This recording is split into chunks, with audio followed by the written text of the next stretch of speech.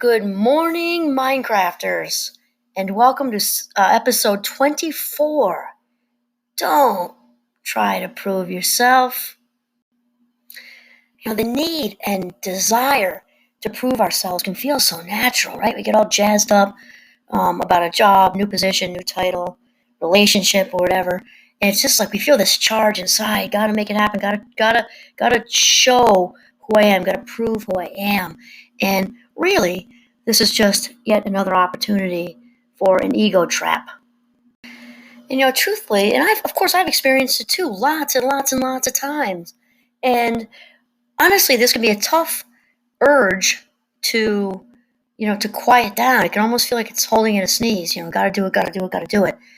When really what we're looking for is an opportunity to practice humility. And so this week we're going to stay with Richard Carlson, right? He's the author of Don't Sweat the Small Stuff, and it's all small stuff, right? Which is just so true. As he talks about humility and inner peace going hand in hand.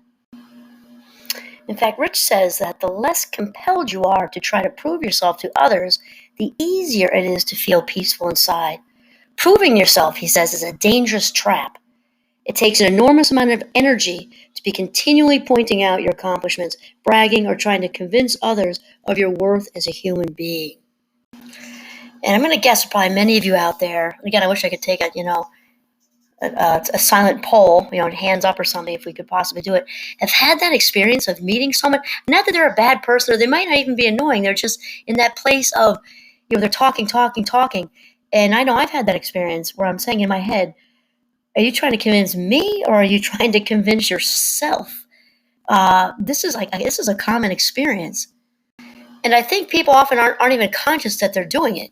They're coming from a place of insecurity, right? Of needing to, outwardly express their need for approval and to kind of showcase their talents and skills and whatever. And it kind of comes off as they wouldn't have to say all this externally if they really had it going on the inside, right? On top of this, bragging is just bad news anyway. Rich says, bragging continually dilutes the positive feelings you receive from an accomplishment or something you're proud of. Isn't that so true? I think we've all experienced this at one point or another. I know I definitely have. I'm thinking more younger, but we can all fall into it where, or we do something really good for somebody, something really nice. And the minute we start to talk about it, it takes away from the whole experience. It's better just to keep that on the DL and kind of just exist in that place of that good feeling without diluting it by making it all external. And the irony here, of course, is the less we try to seek approval of others, the more it kind of just flows naturally, the more approval we actually get. In fact, Rich says that people are drawn to those with a quiet inner confidence, people who don't need to make themselves look good or be right all the time or to steal the glory. And we talked about that last week. People kind of shy away, move away from somebody who has to be right, even if they are. That's the thing. We're not saying that it's an always or nothing situation, because as you all know from previous episodes, I don't believe in even using those polarized words, because certainly they don't exist in life. And certainly there's a time when we may need to be right. We really may need to be right. But for the most part, even if we are right, it's 9 times out of 10, or even more than 9 times out of 10, 9.9 times out of 10, it's more important to be kind than right and to just let it go. Because, the reality is when we're, around that person that needs to kind of steal the glory, as they say, or kind of have that center stage all the time, we do tend to shy away from those people. And, people in general are attracted to authenticity. It's what we're striving for, whether we realize it or not, right? So people who are further down the authentic path, not having this need to brag, be right, seek all this approval, look at me, tell me how good I am kind of thing. We are far more attracted to those who are ahead of us on the path to authenticity, who kind of just roll with the genuine and don't have this need. And also, this little psychology fun fact, that the number one attractor for people, relationship-wise, is authentic confidence. And that's men with women, women with men, men with men, women with women, whatever. Authentic confidence is the number one attractor. And what we're talking about today, which is really about practicing humility, which we're going to get to, and also with Wayne Dwyer, who I absolutely love, and how important this is.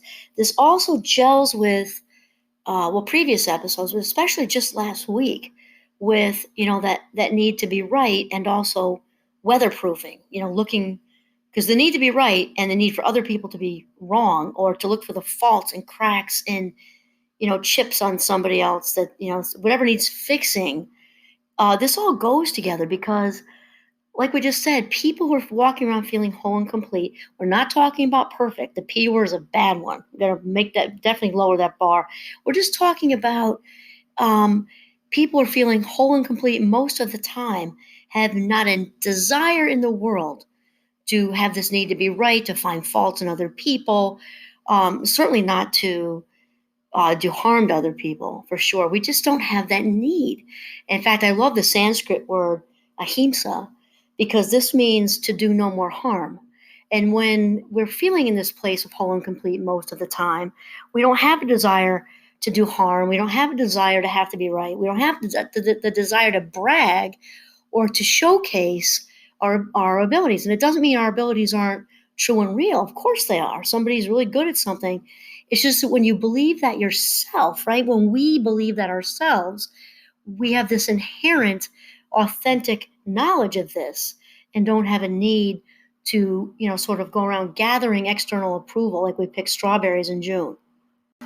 This is a good time to kind of reiterate one of our themes of, Minecraft. Of course, the big one is become the boss of our brain, right? Be the boss of your brain. And another is to strive for progress and not perfection. So to be the boss of your brain, is like a Minecraft thing. I even have it on a button for my students. I think I mentioned that. The progress, not perfection, is actually something I picked up in the 12-step programs when I was kind of hanging around Alcoholics Anonymous as a child with one of my parents. I absolutely loved the whole experience. I was just, oh my gosh, what a great experience. And they have lots of good one-liners to live by, and that is one of them. Progress, not perfection. So as far as this bragging thing we're talking about, if you feel like you're prone to bragging, remember, it doesn't help to flip the switch on a feedback loop of toxic internal dialogue, and to say, oh gosh, I just realized in this podcast I'm a bragger, and then to start to beat yourself up, and then all these feelings of shame surge, right? Being defective. I'm now defective because I'm a bragger. That's couldn't be a more, it's a polar opposite of what we're trying to do here. Remember that awareness is the first step to change. So if you're now becoming aware in this podcast that, wow, maybe I do, maybe I've had a need to showcase my abilities a little more than I was aware of. Okay, well then you say, good for you, great, yay. Pat yourself on the back and tell yourself silently, wow, this is something I want to work on. And then feel good about that. And if you catch yourself and you are able to hold in that sneeze, even if it's just once, and you catch yourself and say, wow, I know what, I just did it. I made a change. I made some progress. Even if you fall into it 2 hours later in a conversation, you were able to stave off a brag once, and give yourself credit for that. And be proud of yourself for that, authentically proud of yourself for that. And so Rich says that most people love a person who doesn't need to brag. A person who shares from his or her heart and not from his or her ego, which is what we're talking about here, right? We've had a lot of discussion about the ego, and in the contemporary way, not the Freudian id, ego, superego way. We're talking about the ego is kind of that. I think of like those roadblocks, those big things they put in the road to block you. The ego is a block to authenticity, and it can also be like a trampoline to authenticity when we know how to use it properly. So it's a block when we're not aware of being ego-driven. We're just locked into that automatic pilot, looking for approval, needing to be right, kudos, kudos, kudos. Once we're aware of it, though, it can be a springboard to, authentic well-being. So really the opposite of this, okay, steering away from the dysfunctional egoic thinking, which is what bragging is, into a place of authenticity. What we're talking about is humility. And another sort of thing we've been talking about is whatever we practice, no matter what that is, positive or negative, because it's true, we're creatures of habit. Whatever we practice, we will inevitably get good at. And the same is true for humility. And I'll share with all of you, I'm not even looking at any kind of definition right here. I think we all have a pretty good idea of what humility is. And it's ironic because genuine humility, that's such a positive thing to have discussion about, right? And then when we hear people in a conversation who have had something lacerating said to them, they might say, "Oh, I was so humiliated," and that we all know what that feels like. So it's kind of interesting that one thing is kind of lacerating and goes to our bone marrow, whereas its opposite is so wonderfully liberating and healthy. The universe per se, the creator of all things, because in my own personal beliefs, regardless of how that fits into religion, we are absolutely all connected and we're all a gift and we've all got divinity rolling right through us. So I'll share with you that, authentic humility to me comes from a bigger place, the creator of all things. And again, it's not my job here. You will not hear me preaching about anything because it is not my job. If you're Christian, Jewish, Muslim, Buddhist, Taoist, spiritual in any way, or you're not, take it and fit it in to whatever works for you. Just fit it into to a place of authenticity if this works for you. So for me, any gifts I have come from a bigger place. In the 12-step programs, I'd say a higher power. So for me, my humility and feeling humble means that any of my authentic gifts are kind of being channeled right through me from a bigger place. And Rich says that the way to develop genuine humility is to practice.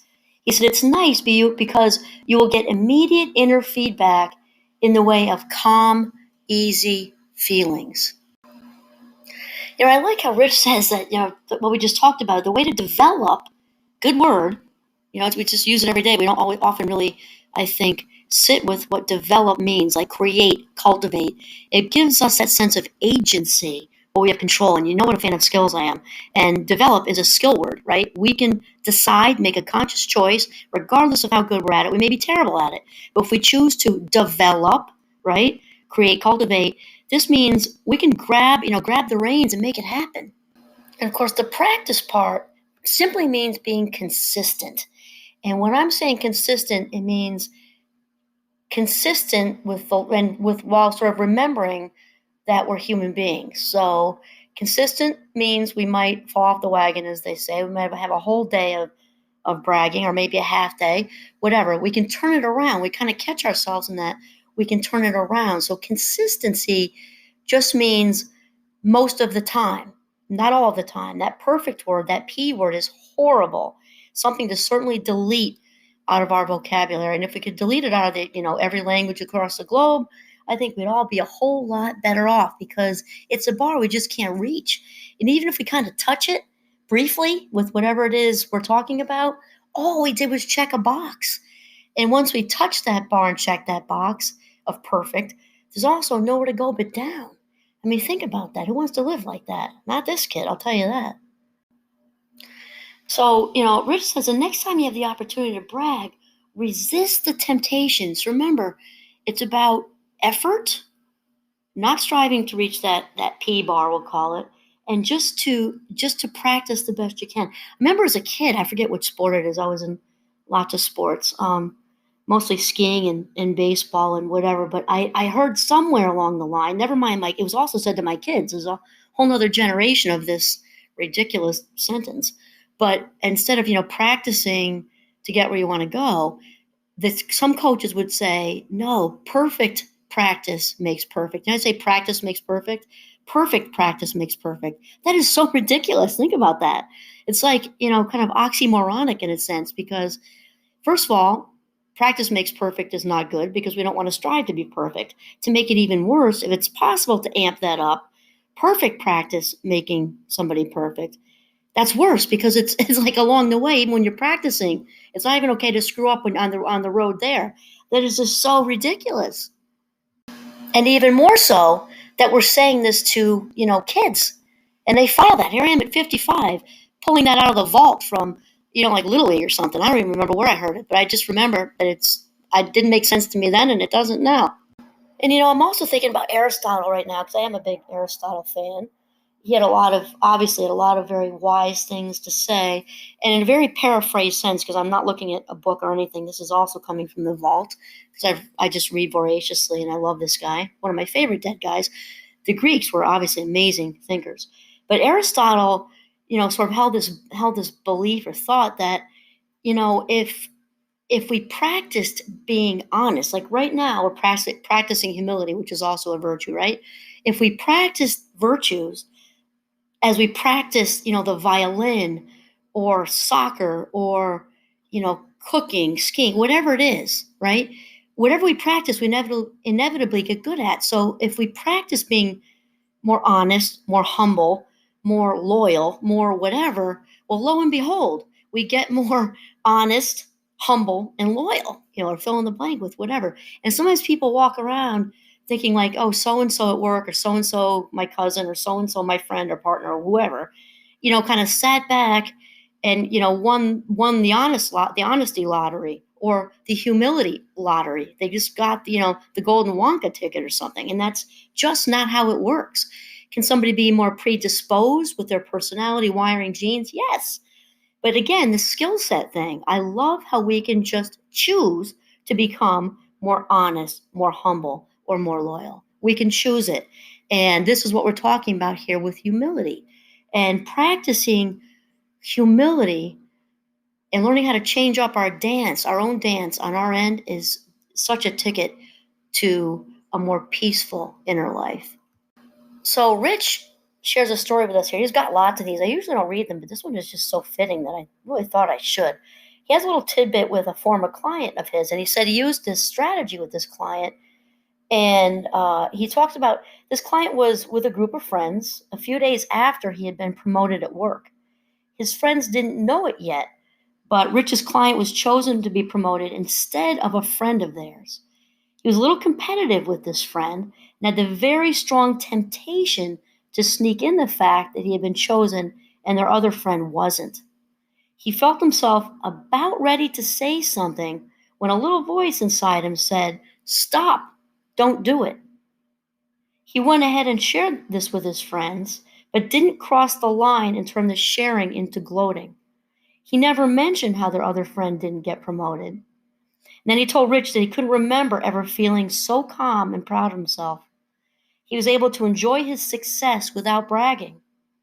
Later, when his friends did find out what happened, they let him know that they were extremely impressed with his good judgment and humility.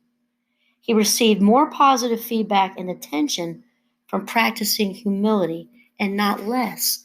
That is a really good story. So Wayne says if you're in a state of loving appreciation in each of your present moments, you're letting go of the absurd idea that you're here to accumulate rewards and merit badges for your efforts. So of course here we are also tying in, the mindfulness theme that we pulled through this entire podcast series too, which is being in the present moment. When we're in and truly living in our present moment, we're also free from this urge to brag as well. As we can't be, locked into that. That's about the past or potentially about the future. When we're in the present moment right now is the only time we are truly living. And so Dr. Wayne Dwyer has lots to say about this too. And those of you who haven't, read or listened to him, he was, as he has since passed, an amazing, amazing man. He's written lots of books. He's got all kinds of YouTube stuff out there about changing your thoughts to change your life, which is what we're trying to do here, right? Becoming the boss of your brain.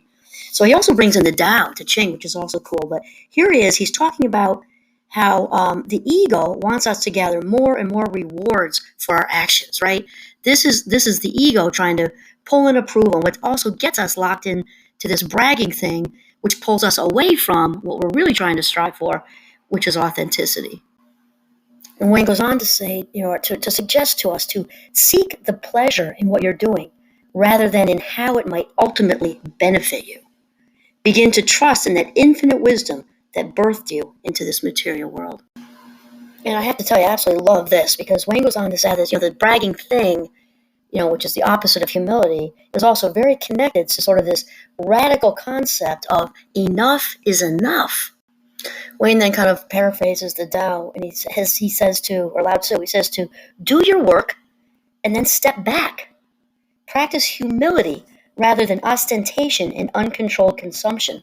And he kind of links this actually to the obesity crisis in the Western world, which is also cool, particularly in America. And I love my country, but it's true. He says it's a direct result of not understanding and living the simple wisdom of the Tao. He says, eat, but stop when you're full.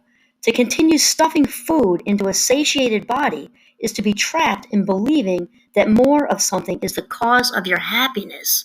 And then Wayne goes on to say that this is true of overfilling ourselves with any artificial symbol of success, right? It fits. Think instead of the infinite wisdom of the Tao, which says to keep on filling is not as good as stopping. That's deep, right? That's deep. And it's so true. And it fits very well with what we're talking about with dysfunctional egoic thinking and this need to boast instead of humility. It's like it's filling us. It's filling us up, just like we're saying, stuffing a body that's already full. I'm thinking of, Thanksgiving or something, or just every day. Just we keep eating, eating, eating, even though we're done now. Well, it's not different than when we're bragging and trying to stuff ourselves with the external approval, smiles, nods, way to goes, pat on the backs of other people. When we really, can have ourselves in a more satiated, balanced place. This is Kimberly Quinn signing off from Northern Vermont. Have a mindful day.